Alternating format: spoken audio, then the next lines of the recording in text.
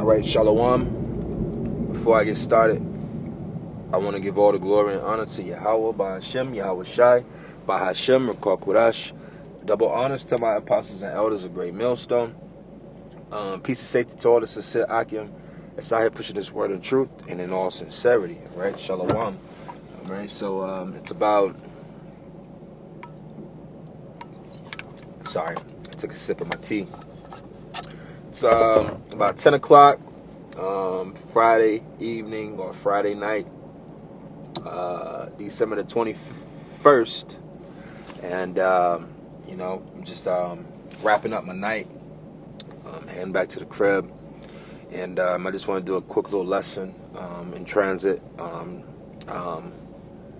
speaking about the downfall of Esau, the rich, so to speak, because I just had a situation where I just picked up these three Edomite boys, young, could have been anywhere in, if I had to guess, I'd say high school years. And I'm sitting in the car, it's like three of them and it's just me, and I'm just listening to their conversation, and the way they're speaking and the things that they're talking about, it just shows you that their mind frame is the furthest from poverty, being impoverished. All of these things are the furthest thing from their own mind frame as far as life goes. I picked up the first two, and took them to go pick up a third friend.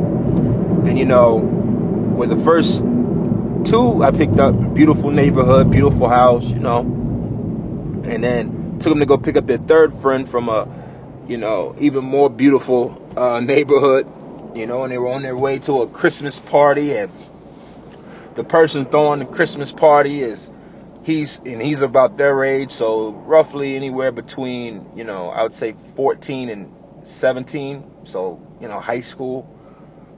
He's throwing a party at his guest house of the house, and, it just show you that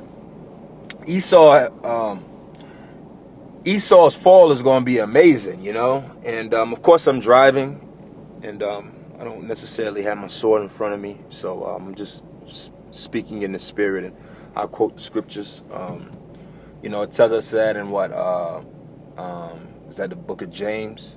Howl, O ye rich men, for your riches are cankered. I believe I'm roughly paraphrasing that, the book of James.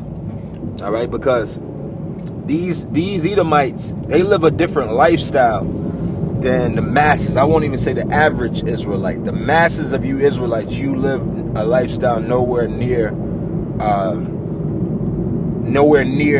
them. That's why the scriptures say, envy not the oppressor. Because you could get into the spirit of like, man, fuck, man, living it up, man, God, and that's not the case, their riches is all temporal. The book of Job, the 20th chapter, starting around about the 13th verse, tells you the heritage of the oppressor. Though he heapeth unto him silver and gold, he basically gathered it for us, because there's no reason to envy them or be jealous of it, because it's temporal.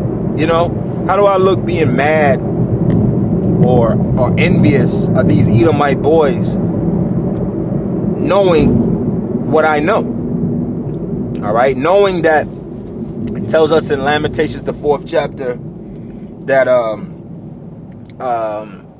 that the iniquity of Jacob has been accomplished, and that cup shall surely pass unto O ye Esau, man. So there's nothing to be mad about, or oh man, these motherfucking devils. Like I'm just going through the motions, taking you from point A to point B and making a little bit of money to withstand myself. That's all I'm worried about. I'm not too concerned about the life of the rich of Esau anymore, man, because it's all coming to an end. You know, it's drying up. You know, and you just see like, damn, man, that's, you know, it's gonna be a hard fall for Esau, man. You know, it's gonna be a very, very, very, very hard fall for Esau. This is gonna be just as much as it's a hard transition for you, for the men and women, all right, especially the men departing from the world and entering into this walk of ours. Doing the things that Yahweh Shimi Yahushua delights in. It's a little hard of a transition. It's going to be a super hard transition for Esau, transitioning from living in the fatness of the earth to literally living in the earth. You know, the scriptures say that he's going to be thrown into a pit. When you read in Psalms, was that Psalms 147? You know, the kings shall be binded with iron and fetters. All right.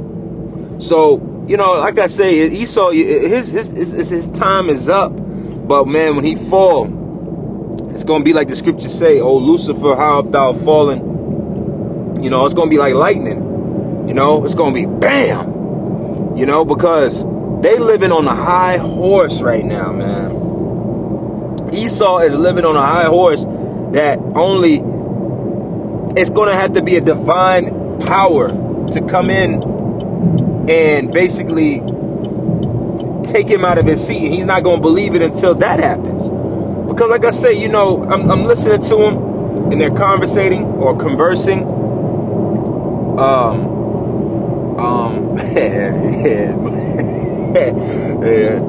Inside joke, conversing. I feel like that's a nigga woman about to curse me out behind that word. But